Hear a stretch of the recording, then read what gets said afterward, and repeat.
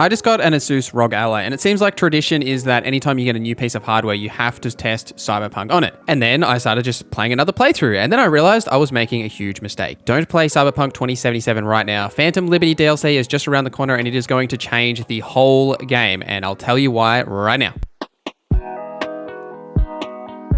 Let me know in the comments if you're excited for the Phantom Liberty DLC. So what the Phantom Liberty DLC is for Cyberpunk is it's the only DLC that's coming. There was originally 2 planned, but the second one either has been, completely cancelled or sort of included into this one. We don't exactly know the specifics, but it is coming on September 26th, and it's coming to PC, PS5, and Xbox Series X and S. It's not coming to the old gen consoles. It's weird that we say that now, right? Old gen consoles, they don't feel like that long ago, but the PlayStation 4 and Xbox One consoles. Now, Phantom Liberty has been continually described as a spy thriller by CD Projekt Red, where you team up with Idris Elba, or Solomon Reed, who he is playing, with Keanu also returning to reprise his role as Johnny Silverhand. Now, in this DLC, you will take up a contract with the new United States, and essentially this will kick off as you in search for their president and other things that you do for them. But the main goal here for V is to help with the Johnny problem in your head, as the new United States government seems to think that they can help. Now, this DLC is set in Dogtown, or previously known as like the Pacifica Combat Zone, and this is the area of the map that's like the southwestish block of the map that's completely blocked off in the current game, and it has been described as the most dangerous area of Night City, having been walled off from the rest of Pacifica before construction of the district was completed. One of the other things that's coming is a new radio station with a DJ host also being added to the game.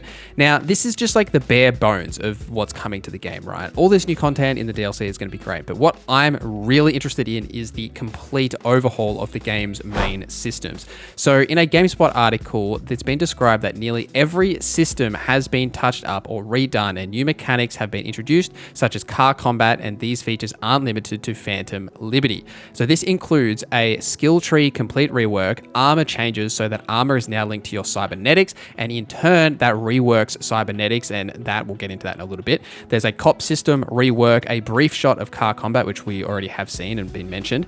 There are AI and combat reworks just in general, and these features aren't locked to the new area or the DLC. These are global changes that are going to infect the entire game from start to finish, and that's why I really think we should not be playing Cyberpunk right now. We should wait until this September 26th, or look, let's be honest, we're still probably going to be playing Starfield, but sometime after that point, right? So because this is going to change the game and bring it more closer in line to, I think, what we all thought Cyberpunk 2077 was going to be at launch. But let's talk about these systems in a bit more depth. So first is the skill tree rework. Now, in that same article, Sasco told GameSpot that they wanted to get away from the percentage-based stat buffs that populated the original skill tree and build them around unique class-based skills. During their time, they got to play as a fast solo build equipped with a thermal katana and mantis blades. Thanks to the new and improved reflex skill, they could do a mid-air dash, deflect bullets, and perform gory finishes. This sounds like a great time. Like, I am all for changing this system to actually give you different buffs in terms of skills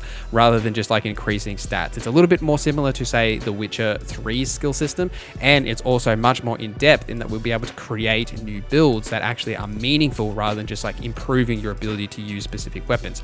What's even more interesting is that there's going to be a new skill tree called Relic, and in a different article, this is a new unique Relic tree with upgrades that will add further twists to the cyberware that you have installed, such as by adding new abilities to your mantis blades. These skills require unique Relic points to upgrade, which are found by exploring Dogtown.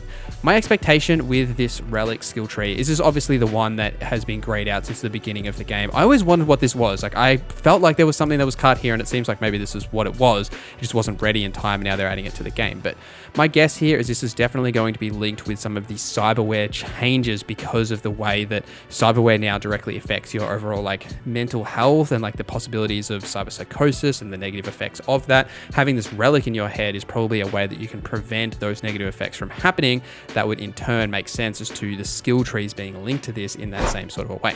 Now, we all know that the cop system in Cyberpunk hasn't been great like since the beginning of the game, right? It's definitely improved, don't get me wrong, but it's still not excellent, and the AI in general hasn't also been like perfect. Enemies often just like run at you and don't take take a lot of cover, but they have mentioned with Phantom Liberty that they are again reworking all of this to be more in line with systems like GTA for the cop system, and they're actually finally adding max tack. You remember at like the start of the game in that intro cutscene where Jackie's like, oh, look at those max tack guys taking out these bad guys, like, you know, like they set these guys up as this like big important enemies, and then you literally never see them again. Like, it's finally going to be added to the game. I'm so happy that once we now get like a 5-star wanted system, max tag will actually come down on you from their like big airships and wreck your face. It's also mentioned that in the new area of Pacifica Combat Zone or Dogtown, because the, you know, general police and max tac don't really operate there, there's a different system for the cops in that area. So like the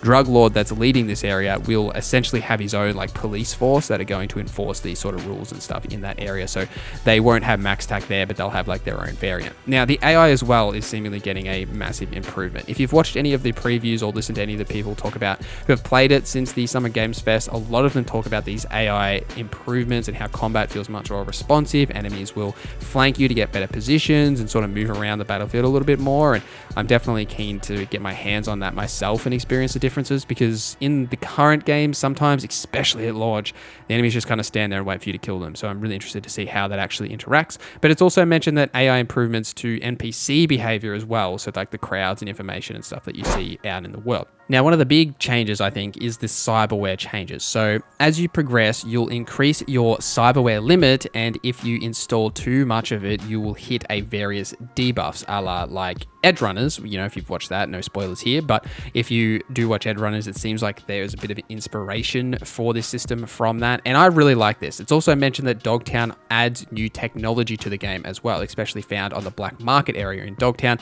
Because the mega corporations don't come here, it's also mentioned that you'll find all this weird tech and like custom cyberware and stolen corpo equipment. So there'll be lots of unique cyberware and weapons that aren't found anywhere else in the game in this new area. So it'll be interesting to see as you put that onto yourself, and then you get those negative effects, and then how we can mitigate that, and sort of the balance between, say, you know, applying all of this cyberware and becoming like this massive mech human, or do you, you know, go the other route, not go over the top so you don't get those negative effects, and how that affects your build. Really interested to see how that works. I can't wait to play around with this system. And it's definitely going to be a balance, right, between those upgrades and the debuffs, and then trying to decide where you sort of fit. And they mentioned it's called like a cyberware capacity limit, and it just makes complete sense that this is something that's going to be in the game, because it's so strange that you can be a complete absolute god with like all of this cyberware gear and stuff on you, but then there's like a bunch of side quests that are tied to people that have cyber psychosis, and you know, you just like go and kill them, and they've got like less mods than you, but you're like running around with mantis blades and gorilla arms and like all this other mods and stuff. It's kind of interesting. But